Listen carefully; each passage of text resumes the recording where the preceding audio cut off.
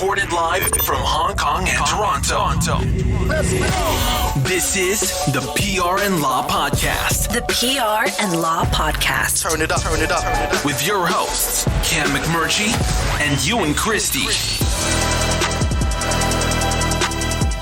Welcome to episode 53 of the PR and Law Podcast. I'm your host, Cam McMurtry, with Ewan Christie.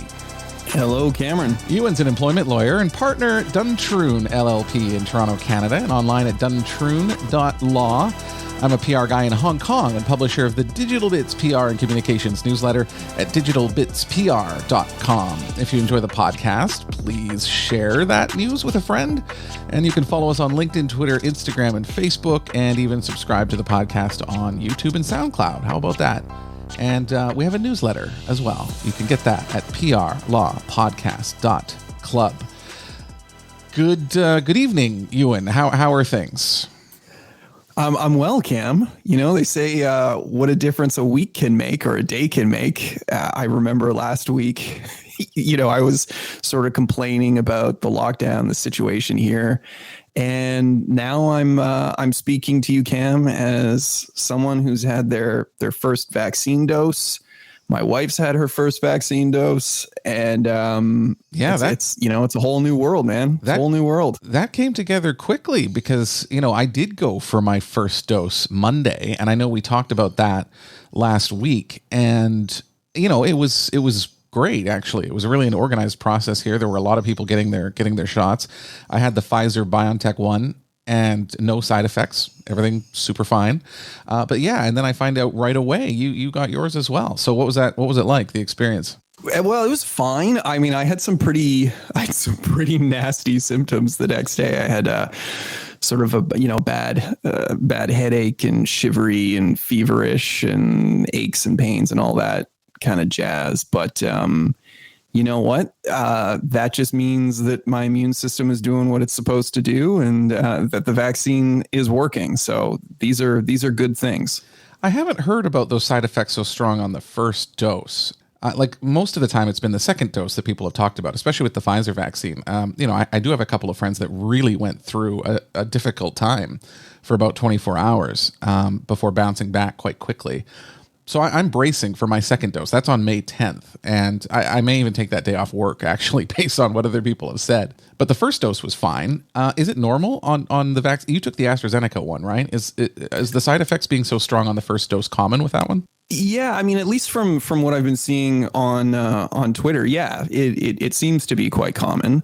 But again, I don't want to, the last thing I would want to do is to freak people out and get them into a position where they're considering not getting a vaccine just because they're concerned about these side effects. I mean, again, Gen X is having a bit of a moment here, Cam, in Canada, particularly in Ontario, because we sort of ended up with a brief, surplus is probably the wrong word, but we ended up with an actual kind of stockpile that did not last of Astra-Zeneca. And that was largely as a result of sort of boomers being concerned about AstraZeneca efficacy rates and blood clots, side effects, et cetera. And, that's when Gen X basically stepped up and said, hey, hold my beer, and just jumped right in. There were just some awesome Twitter threads going around, Cam, about this. Why Gen X? I want to read one because this is fantastic. Why in just particular? Before we start. Why this Gen is X? Great. So why Gen X? Why Gen X in particular? Well, because they lowered the age. So they basically said, okay, if the boomers aren't stepping up quite as expected for the AstraZeneca, we're going to lower the age. So if you're 40 and up, come and get it. And we did. So that's kind of what happened very, very quickly. And there was this one tweet, Cam, it's fantastic. It just, Betsy Hilton, whoever you are, I'm going to give you a shout out here. Betsy Hilton tweeted, a vaccine with minuscule, don't even worry about it, risk, please. This is Gen X. We ate Pop-Tarts for breakfast and got babysat after school by Young and the Restless. We spent decades on oral birth control, and now we're crashing all the pharmacy websites for that sweet, sweet AZ. And that's kind of how it went down. So there were just these incredible, really sort of almost inspiring threads, Cam. I mean, you hear this all the time about we're all in this together. We're all in this together. But when you're hearing it from people who are sort of in your same age group that have kind of lived similar cultural experiences to you in terms of, pop culture references, movies, music, that kind of stuff, all tweeting this stuff out, and sort of the hangovers, as they're referring to it, for kind of like a 12-hour period after the Astra-Zeneca drug. It is sort of, it's almost been kind of life affirming of like, hey, this is good. We are in this together and we're making progress. The one cool thing about the vaccine process is just that the whole world is kind of going through it at different stages. Because I think it's fascinating that there was such an emphasis on Gen X in a way, because I mean, obviously Gen Xers in this part of the world have had access for a very long time to the vaccine. And so it's never been an issue to talk about via generations, I guess. Like it's never really come up. But I guess the second one is I would guess, I mean, Gen Xers are known for being slackers. So I'm kind of surprised that they've been so proactive on this, actually. Well, I think, the one thing you can say for Gen Xers versus the stereotypes, and again, let's be honest, these are all stereotypes, but about the Xers versus Gen Y and Gen Z, one thing you can't criticize Gen Xers for being is snowflakes, right? I mean, we did not grow up in any sort of snowflake-like situation. We are almost, we are considered the lost generation. So I thought it was just, there was something so appropriate and priceless for one generation effectively saying, oh, I don't know, but there might be some side effects, and the efficacy rate I've read, it's not as good as the Pfizer one. And then all of a sudden Gen X piles on and says, cool, get out of the way. We'll take it. We'll take it. We don't mind. Bring it on. Continue the debate with us on social media. Join us on LinkedIn, Facebook, Twitter, and Instagram at PR Law Podcast. All one word, PRLAW Podcast. Send us your questions now by email to askus@PRLawPodcast.com. That's all one word, askus@PRLawPodcast.com. Or on social media with the hashtag PRLawPod. That's hashtag PRLAWPOD. Keeping with the COVID-19 theme, I believe you are going to talk about one aspect of that, being remote work today. Yeah, we've spent a lot of time in this show, Cam, talking about the pandemic's impact on the workplace, right? But what about the post-pandemic workplace? We are gradually, slowly, but surely getting there. Certain parts of the world are getting there faster than others. In the U.S., about 42% of the population, at least as I last checked on the CDC website, has received at least one dose of the vaccine. Yes. And, they're now administering close to 3 million vaccines per day, which is really, really just remarkable when you think about it. And, as a result, a lot of companies, particularly in the US, they're now starting to introduce and are really seriously framing their return to workplace policies post-pandemic. So this also applies around the world in a way. And it's also interesting because, again, like we've gone through, some workplace closures and working from home in Asian countries as well. But it has been shorter, I think, on average than in North America, because, even in my own company, which is a global company, like our U.S. staff have been not in the office now for over a year. That we sent them home last March. They haven't come back. Whereas we've maybe spent 2 months at home or 3 months at most the entire time. And it's been mostly in the office the whole time. So there is a difference here, too, in terms of pace and in terms of the magnitude of the shift. Because if you haven't been at work for a year, it's a big deal to go back, I feel like. Whereas if it's been a shorter time, it almost feels like an extended holiday in some ways rather than a big sort of transformational shift. Yeah, absolutely. Right. I think that's kind of bang on. For a lot of people, it hasn't been a transformational shift at all.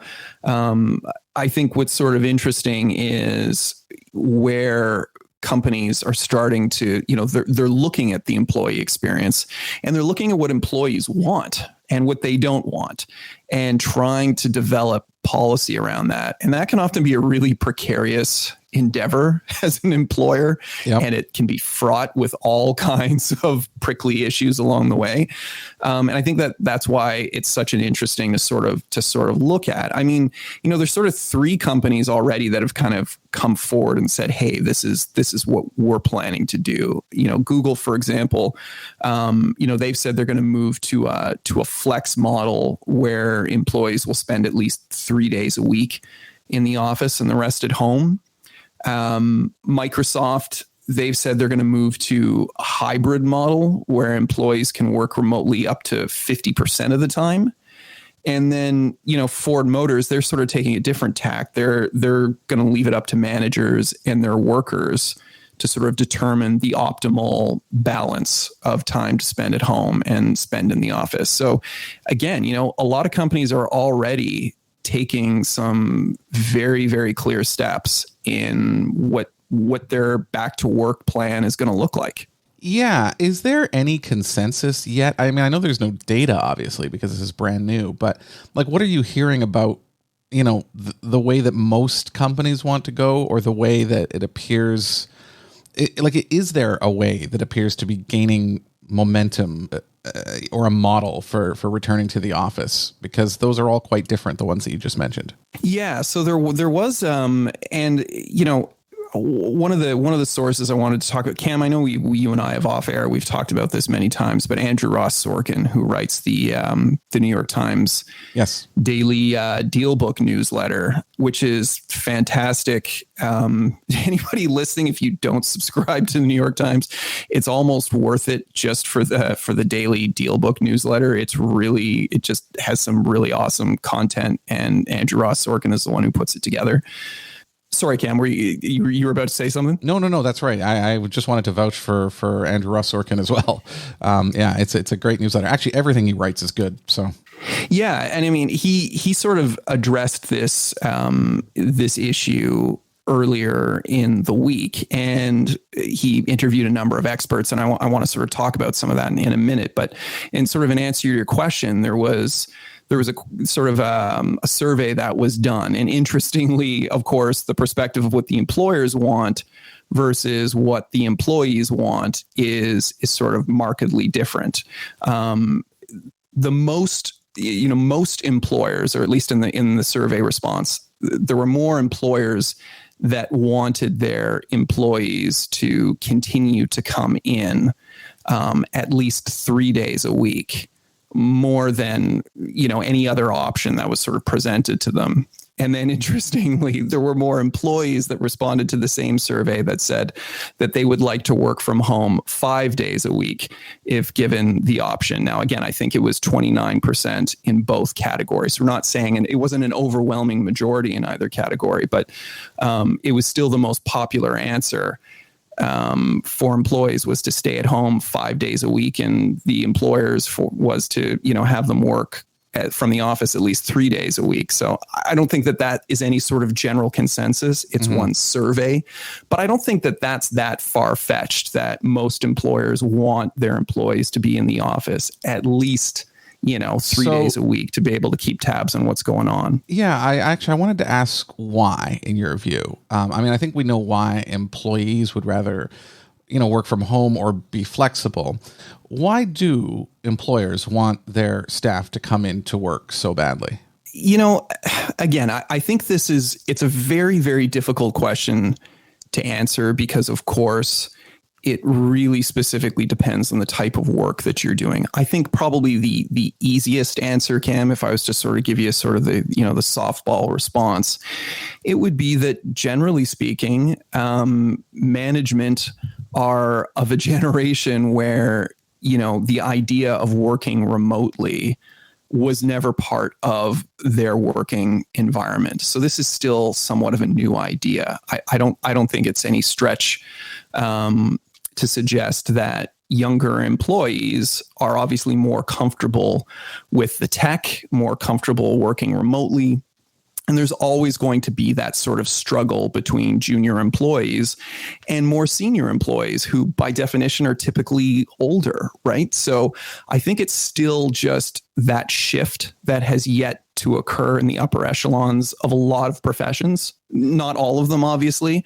I think tech, for obvious reasons, has been one that's been quick to sort of change course and adapt in this regard. But more traditional professions, I mean, we talked a couple of weeks ago, Cam, about Goldman Sachs and some of the vitriol they've faced from junior employees about their current work arrangements. So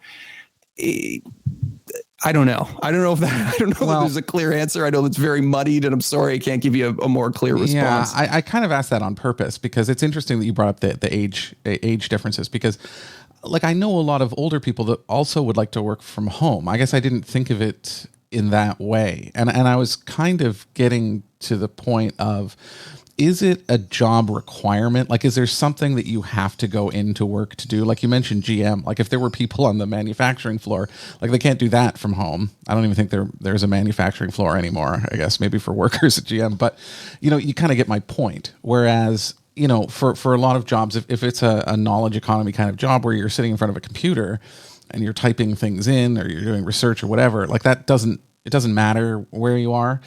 And then in that case, I wonder if the biggest obstacle still here is trust. I mean, I have a team. I haven't been a manager for that long. I don't think I'm a super manager or anything like that, but I honestly don't care where my own team is when they do their work, just because I also want that freedom. And I think at the end of the day, I work a lot more probably than I need to, because there is that freedom. Because when you're at home or you're out and about, work sort of blends into a lot of other things that you're doing. And I think ultimately the employer ends up getting more out of the employee. I know not everyone is that way, but I am wondering if there still is that just old school mentality that still has to be broken down a bit, in terms of you're not working unless I see you at your desk working. Yeah, well, I mean, I can tell you it absolutely exists in the legal profession, for one, and I don't think that we're alone. I think there's a lot of other professions that function the same way. I mean, to sort of take a bit of a step back, in Andrew Ross Sorkin's newsletter, he interviews Robert C. Posen and Alexandra Samuel. They co-authored this book, which I'm definitely going to check out. I don't know if you've heard of it, Cam. It's called Remote Inc. How to Thrive at Work Wherever You Are. Okay. And they sort of zero it down, to whether or not a particular company is going to function well with a hybrid approach, like a work from home and work from office, and what that balance is going to look like. They sort of, in trying to address that question, they zero in on 5 sort of key issues. The first one they talk about is function, right? So what kind of work does the business do? I mean, more collaborative tasks, they're obviously going to require more time at the workplace, right? While more sort of deep focused work, you can certainly benefit from kind of more one-on-one time at home, just sort of sitting in front of your computer without any sort of interruption. So that's sort of the first point, is function. The second one is location. I mean, where are the employees based? If they're all in the same city, then, presumably on some level, they can benefit from time in the office. But if they're scattered across the country or the globe, then obviously a physical office space isn't going to provide much benefit. And schedule, which is another point, sort of dovetails into that one, right? If everybody is sort of working on a similar schedule in a similar location, then again, there's going to be some benefit to people working in the same physical space. But if they're scattered across a bunch of different time zones, that's going to be really, really difficult. And you're probably going to have to focus on having, kind of a few sort of key hours where everybody calls in for a video conference or instant messages, those sorts of things. I guess, like you said in there, if they're in the same city, presumably there's some value for them to come to the office. I guess it's that assumption that I think we have to challenge, because I don't know that that's the case. Like, I honestly don't know if that's the case. When you go into the office, you are fighting with a commute. Most people are dealing with a commute. either on public transit or in a car, and there's traffic, and you're waking up earlier, theoretically, possibly getting less sleep. And there's a lot of distractions in the office also. Like, I really don't know if we can just take that assumption at face value and then just move on. I think we do have to question it. And I do think, one of the things that you mentioned is sort of meetings. And I find the transition for me has been easier because even before the pandemic, for the few weeks I worked before the pandemic, we used meeting software. We have a Zoom-like alternative, even in the office. I mean, I have not picked up my, iPad and walked to a meeting room and sat down and had a meeting like that even once, because everyone just connects to the meeting from wherever they're sitting in the office. And I think that's been a nice transition, because once you get used to doing that, well, then, you may as well be at home or in Hawaii or wherever, because it's literally the same process. It's no different no matter where you are. Yeah, you're right. Well, I mean, and that sort of goes into the next point, Cam, which is the issue of workplace culture, right? And this is always sort of that kind of gray area, kind of amorphous, floating in the ether issue that is often really, really difficult to put your finger on, right? I mean, what is the workplace culture? Is it a very, very old school culture? Even if is their idea of remote work giving people sort of 12-year-old antiquated brick-like laptops to take home and then try and dial in to some remote network? I mean, workplace culture is very, very, very specific, even within a particular profession, right? Even in finance, even in tech, even in law, name your profession.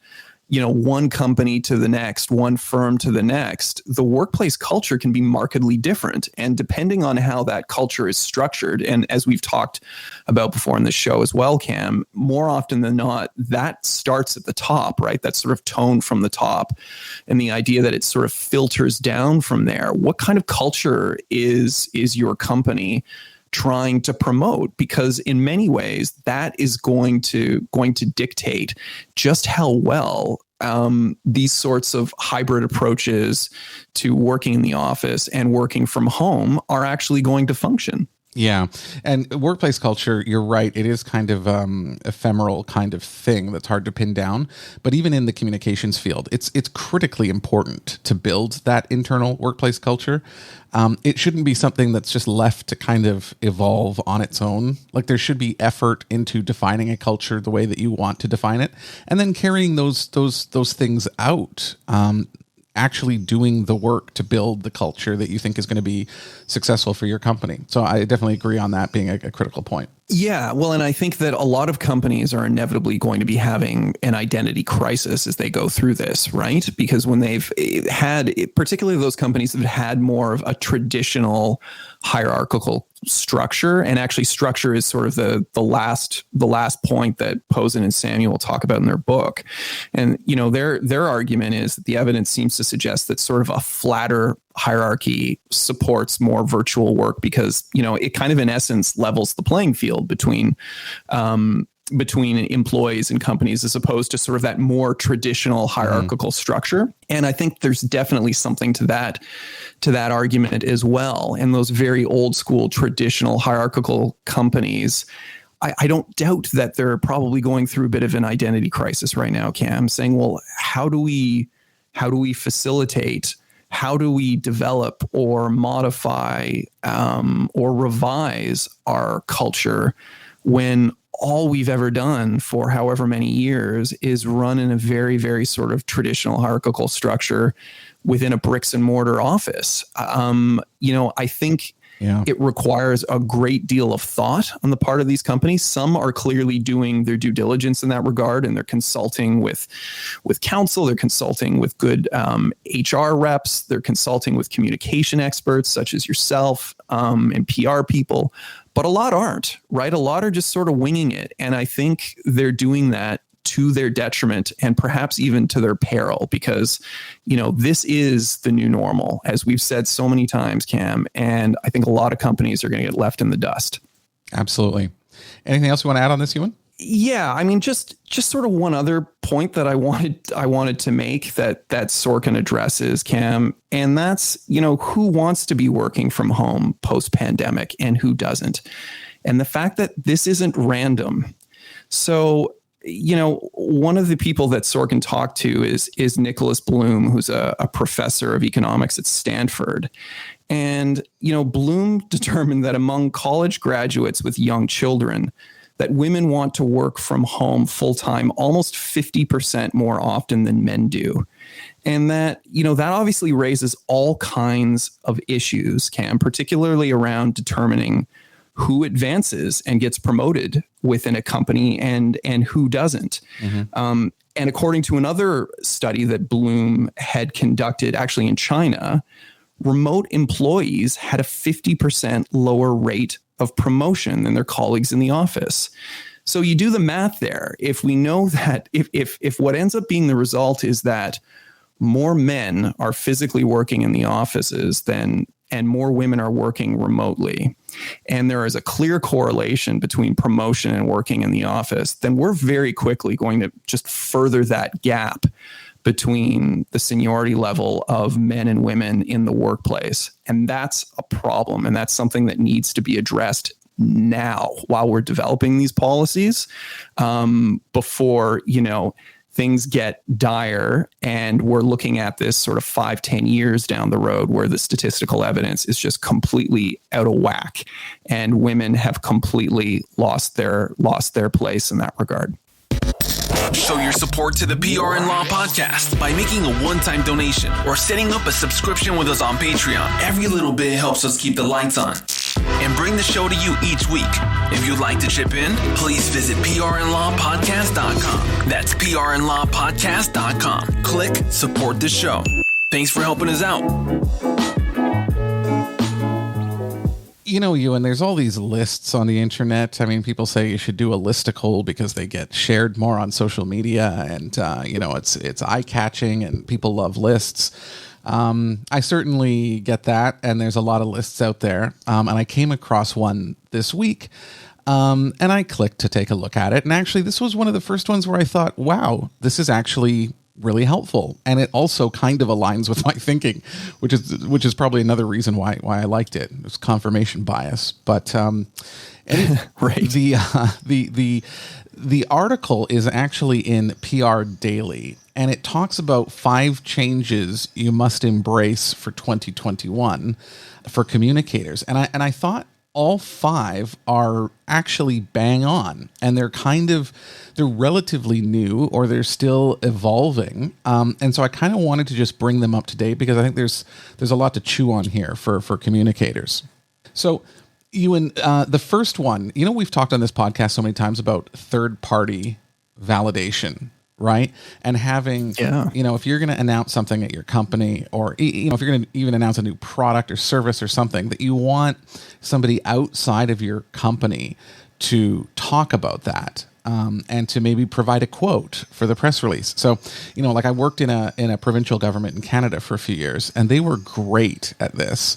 We would announce a government program, but before we did that, we would go out and talk to local small business people or whomever it might be, and say, what do you think? If you give us a quote, we'll put you in the press release. And we got a lot. And it looks fantastic when you're sending something out and it's already got support, from the community or from stakeholders right in there. But I think, the number one here is that we have to go further than just that.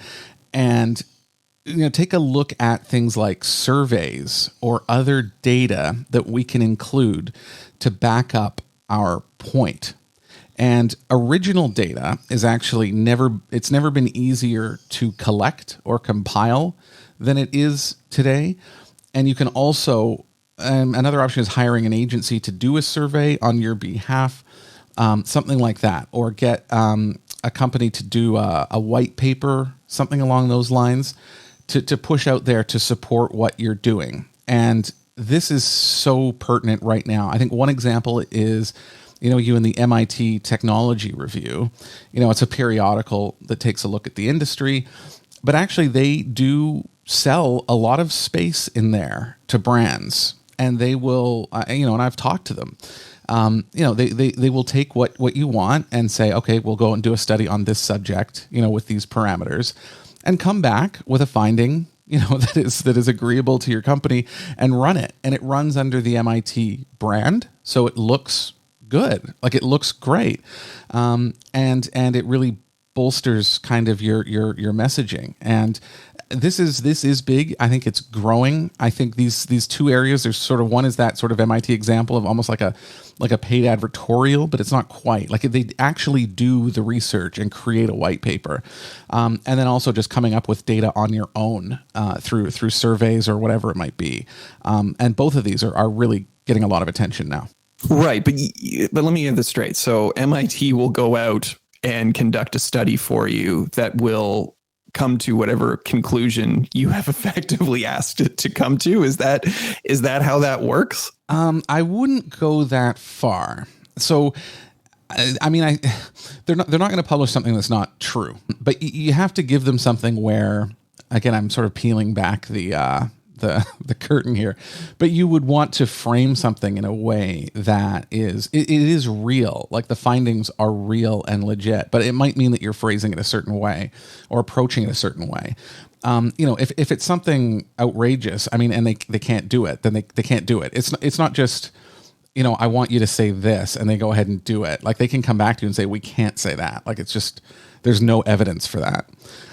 So it's not 100% just paid, like whatever you want, they'll print, but they're willing to kind of help out to get answers for you. And hopefully they align with what you're trying to achieve.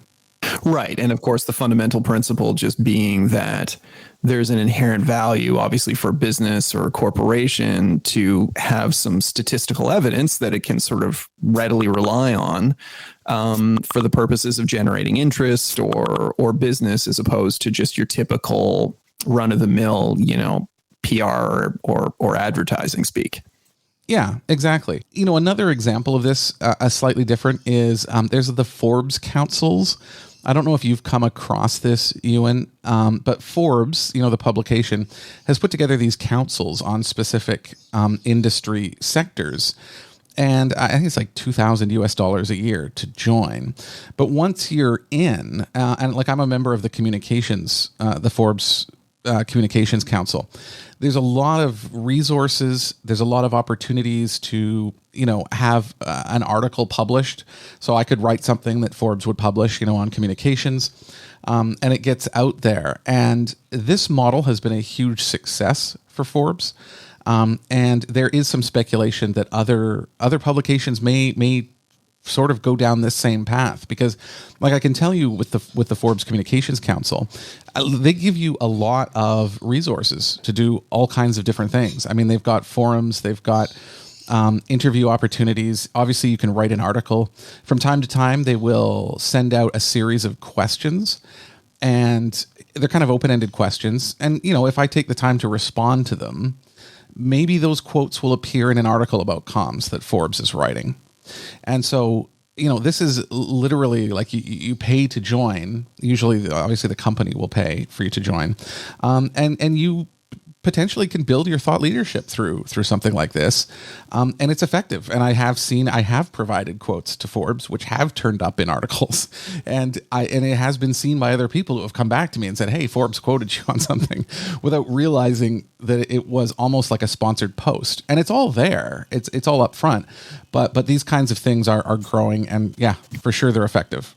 Wow, that's fascinating. And just almost like an earworm, right? You sort of embed it into a piece, which gets linked to another piece, and 3 and 4, 5, 6 pieces down the road. And you now have 5 or 6 pieces online that inevitably all link back to you and your particular business. That's really smart. Yeah. Yeah, it's interesting because I had come across that last year, and it was the first time I saw it. And, now that I'm a member, again, like it's filled with resources for your profession, which is just great. So the second one is build your own platform for thought leadership.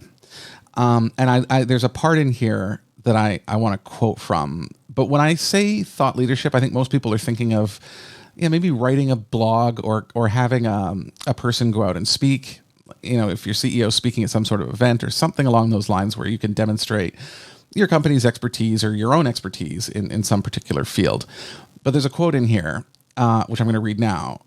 Quickly throwing a blog post on your site is no longer sufficient. Readers want to be engaged with authentic stories, entertained with compelling visuals, and inspired with challenging concepts. And it says there's never been a better time to prioritize owned media and build a separate editorial style news site. So it's recommending sort of a news site that covers emerging industry trends, customer successes, provocative viewpoints, it says. I'm about 90% on board with this. I'm still undecided about whether you should create a separate editorial style news site. I think there's one company, Ewan, that's known not just in China, but internationally, who's done this, which is Alibaba. It's the large Chinese tech conglomerate behind, the Alibaba online service or Tmall, Taobao, all of these sorts of things. And they have created a separate website called allyzilla. And if you go to allyzilla.com, I believe it's .com, you're presented with what looks like a large news website. And it is, actually. There's videos, there's infographics, there's articles on everything that sort of Alibaba's doing and things from their sector. And it's really professionally done. And, I know some people over there who are working on it. They've got a really talented content team sort of churning out material for that site. I think it's excellent. The part that I'm personally unsure of is putting it on a site called allyzilla.com, because I don't know how anyone would know that that's where they should go for this information. And, I've run some numbers on their website visitors, and it's not that high. Like it's a far cry from their corporate website's traffic. So, well, but can't they just, is it really so challenging to incorporate that into their corporate website traffic? I get it's separate and apart from blog, right? Yeah. Click on our blog. I get that. And I can certainly understand how that is going, the way of the dodo bird, and that we've really got to pick up our game. But does it, to your point, why can't they just incorporate that sort of in their main brand? Yeah, that's my thinking too. My guess is that they didn't want to sort of confuse their main website, because again, for these companies, it's sort of like Amazon. Like if you want to read about Amazon, the company, you can't really go to Amazon.com, because if you go there, you're looking at shopping. Like if you want their financial statements, or if you want their CEO's message, or like all of these normal corporate things where you would normally go to that website, you can't for these e-commerce companies, because that's not where they're putting that stuff. I'm guessing that has something to do with it, because if you go to Alibaba's corporate site, there's their information. But if you want their news stuff, you've got to go to a different site. I still disagree with it. I think why not incorporate them together?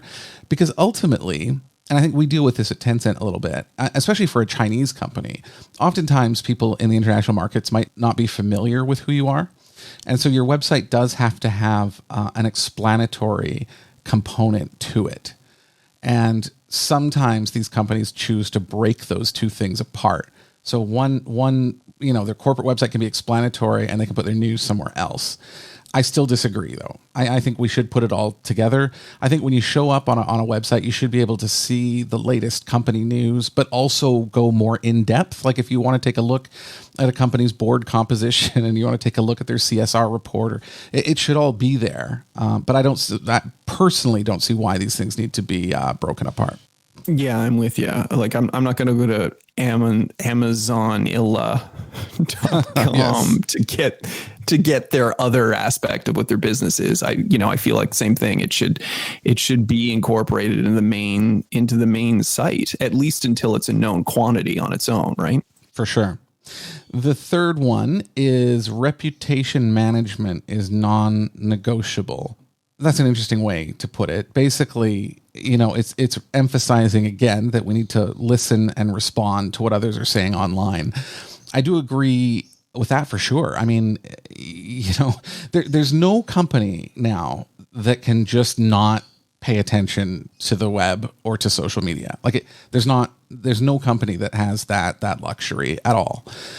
There's just, I mean, everything is online now, right? And so, seeing what people are saying, what they're posting about you, what they're saying on social media or forums, you obviously need to track that stuff and ideally engage. There's a lot of tools out there now which have what's called a unified inbox, where you just have a column on your computer that you can leave open. And if someone messages you on LinkedIn or Twitter or TikTok or Instagram, or it goes into that inbox and you can just respond and it'll go back to them.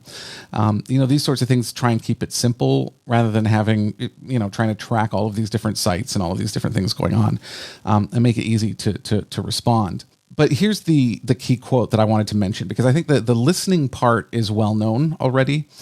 Here's the new part. Make sure you understand which review sites appear in searches for your top keywords, and proactively make sure you have a strong brand presence with fresh messaging, imagery, and recent positive customer reviews. So, for example, in Hong Kong here, we have Yelp. I think, obviously North America has Yelp. We have Yelp. But if you were to come to Hong Kong and go to Yelp automatically to get your restaurants, it's not going to be that impressive, because we already had a player there that's been there for a long time called OpenRice. And if you are a restaurant and you're opening up in Hong Kong, you would need to know that. It's not just get your Yelp profile up and start promoting it. You would also need to know what OpenRice is, because that would be critical to your business in this particular city.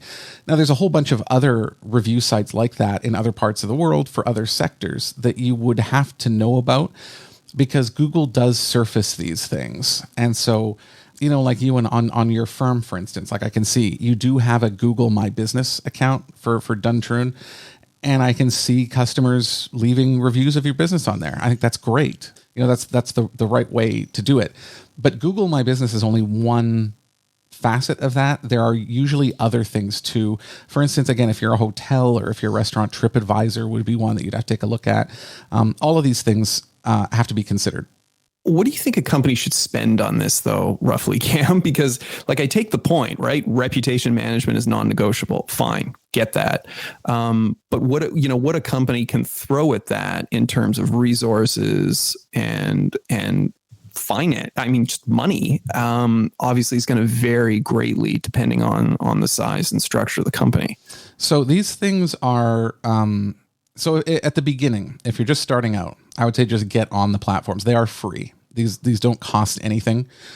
You can list your company in Google My Business or TripAdvisor or Yelp or whatever it might be. And to go ahead and do that, create a Facebook page. That's also free, right? These kinds of things. Instagram is free.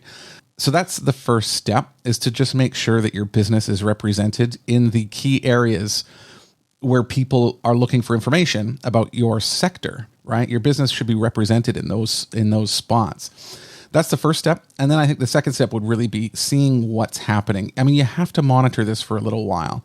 People always say, especially on social, you want to listen first. And that might take months, actually. I don't recommend that, but some people recommend that. Because only through listening can you see where, what are the trigger points? Where are the discussions happening? What do they tend to be? What are the views that tend to pop up? All of this stuff will inform any sort of proactive or even reactive messaging that you push out there, or promotions that you push out there. So that's the first step. I don't think you need to spend much on this, though. I really don't. And in fact, you can do this without any cost outlay in terms of cash at all. There's going to be some time in setting this stuff up, so that's a resource that you'll have to have a bit of in order to do this. But otherwise, it shouldn't be very much. And I think when you do a campaign, that's something that you can think about at the time, how best to go about it, what is your budget, what's the best way to spend that, and that can be discussed sort of when you're ready to do that.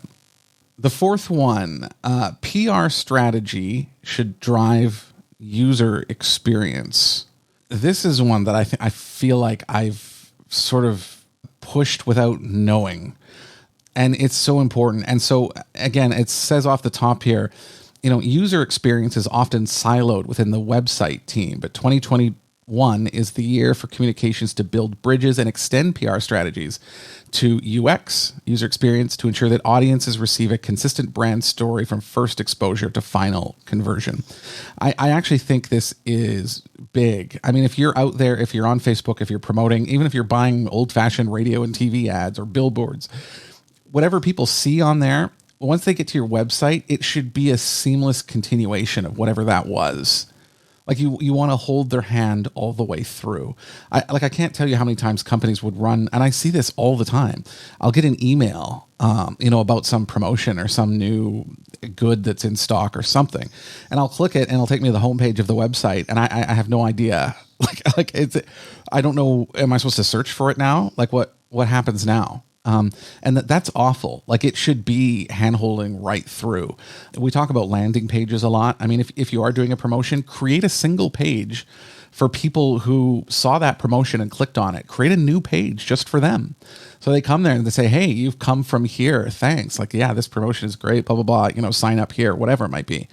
Those landing pages are really important. And you have to think about that now. Not just, push out this promotion, but think about what the whole experience is from the marketing right down to the sale. Yeah, I completely agree. It's almost, it's like straight up false advertising, or that's how it feels, right? You receive something that looks interesting. You click through and you get there and you're thinking, well, so you've clearly dedicated some resources and money in getting me to click here in terms of the initial piece of propaganda up front, but it's entirely inconsistent with either your brand or your messaging or your layout or your color scheme or all of the above, such that it's almost as if you've put the carriage before the horse. Yeah, absolutely.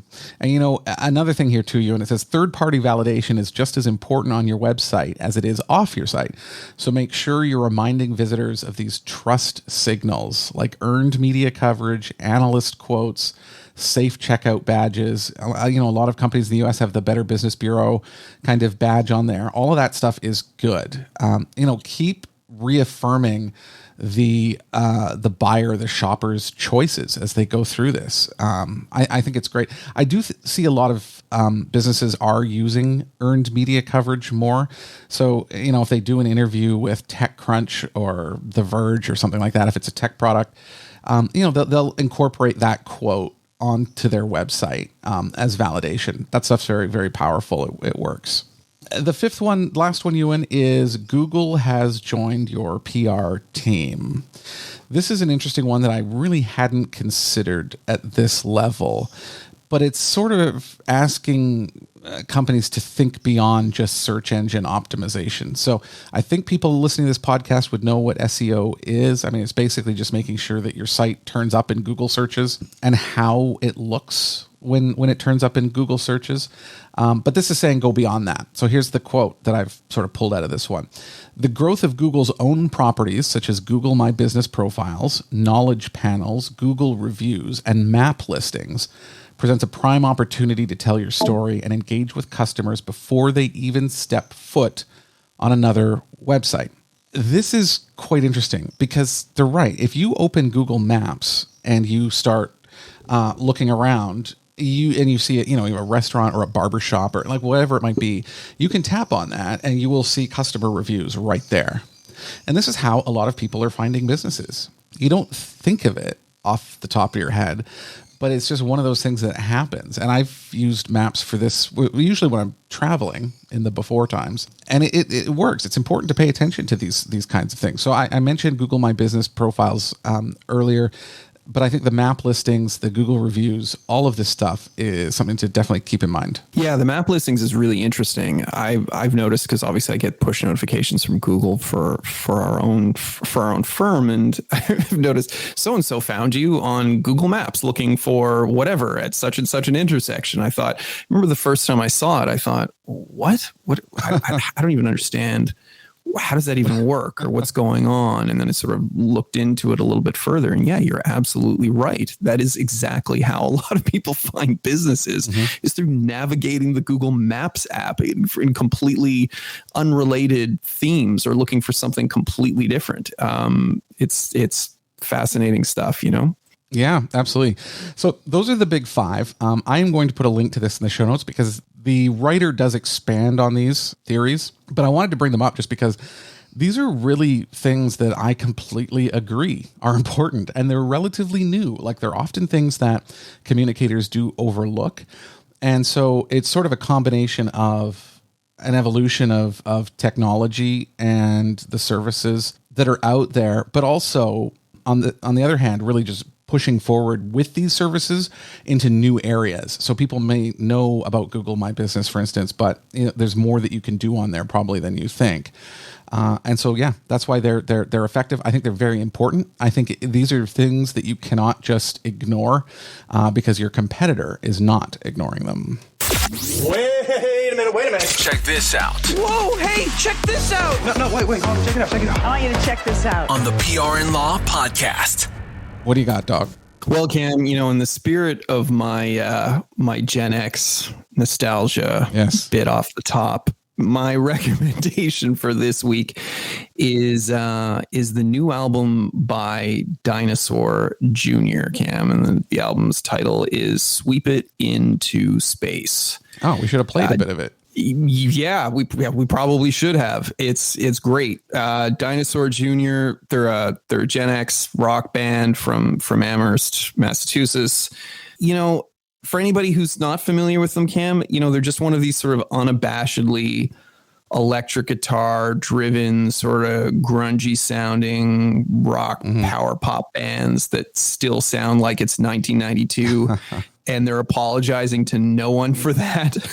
Wow. Is there anything revelatory about their new record? Nope. It was co-produced by Kurt Vile. It sounds just like any number of Dinosaur Jr. records, but you know what? I'm okay with that. Something comforting. Sometimes familiar is okay, Cam, particularly right now. So You know what? Gen X is having a bit of a moment around all the vaccine stuff here. So, I'm gonna break out my my VHS copy of Reality Bites, to throw some Pop-Tarts in the toaster. Pop-Tarts were all sugar. After you mentioned them earlier in the show, I actually kind of crave one. I was thinking about, because it's morning here, right? I'm thinking, I could go for a Pop-Tart right now. Yeah, Pop-Tart, maybe sip on a Capri Sun, Cam. You remember those? Oh, yeah, of course. Yeah. Listen to Hootie and the Blowfish. Yeah. Well, I'm gonna crank the new Dinosaur Jr. record, I think. But maybe on the CD player. Maybe I'll buy it on CD. Can I buy it on CD? Can you still do that? I don't even know if you can do that. I know I can buy it on vinyl. I guess I could probably get it on CD. I think I'd love to know what CD sales are now, actually. Like, I have a CD player. I think I mentioned I got a vinyl player, a record player for Christmas, but built into it is a CD player and an AM FM radio. So I do have it. No CDs to play though. All right, well, go crank the new Dinosaur Jr. record, Cam. It's just fun. It's a lot of fun. What are you recommending this week? I came across an article that kind of made me laugh, but was also filled with new information, and it's in BuzzFeed News, and it's titled "Why Am I So Bad at Typing?" And it's got some spelling mistakes in the title. And it actually takes a look at some of the science behind typing and typos and what's happening when we're making mistakes and how to think about what's causing different mistakes. But one of the interesting parts to this is apparently researchers are still not clear what's happening in our brains when we are typing. That it's really like it's using so many different parts of our brain to pull together that it's actually quite impressive. And it does take a look at how there have been cases where really fast typers have had a stroke or they have been hit with Parkinson's disease and forget how to type overnight. Like, it happens in an instant. And this is something that doctors have been looking at as well. But I do want to read this one quote here. It says, "The physical act of typing requires communication among different regions of the cerebral cortex, one for visual input, one for physical motor strength, one for motor coordination, one for planning, etc. These regions communicate with each other via the circuits called white matter tracts. It is currently thought that dystypia is caused by disruption of one tract called the superior longitudinal fasciculus." Now, this dystypia is what happens when you forget how to type. This is actually kind of a funny article, but it's also interesting. Like, it's genuinely interesting. And it's something I had never really thought about in any depth. But imagine, Ewan, if you could not type. Like, think about how critical that is to your day. Yeah, I can't imagine. It's, yeah, I mean, I think for the vast majority of us now, right? I mean, our work day is dominated by sitting in front of a computer and typing. I mean, it's such an essential skill to so many jobs. I mean, you'd be completely lost without it. And it did remind me, because there is actually, this is a Gen Xer as well, the person who wrote this, and talked about the typing tests in school. I don't know if you remember that, Ewan, from high school. I do. Yeah. I remember the typing speed, and Keith, a buddy of ours, we did the, they had different levels of difficulty on typing, but the first one was just typing JJJ, FFF, JJJ, FFF, on the home row. And we spent hours trying to get the fastest speeds on that one. and I this is kind of what made me laugh too, because we got so good at it, and we were hammering away at the keyboard. And I remember the teacher getting really upset because we were focused on just the easiest one and getting the highest score. But yeah, it was fun. Typing's important. That's the moral of the story. Well, I know you and I have talked about this before, because you introduced me to Notability on the iPad, yes, which has really been sort of a game changer for me. And it's got me back to a place where I'm actually handwriting again in a way that I never did before. And, I know there's certainly evidence to support this, but the active thought process that it seems to be engaged, and maybe it's, maybe that's a generational thing. I don't know. But when you're actually handwriting versus the more passive act of typing, really, really resonates with me in terms of my ability to just retain information, that when I write it down by hand, it seems to stick. And yet I could type it out, and it's like it goes in one end and right out the other, as if I, completely forgot it or never heard it in the first place. I rely on the audio record function of Notability because my handwriting is awful. Like, it's awful, and I can't read it. And actually, my mind is going too fast to handwrite. Like as someone's talking, I want to get it down, but I can't write fast enough.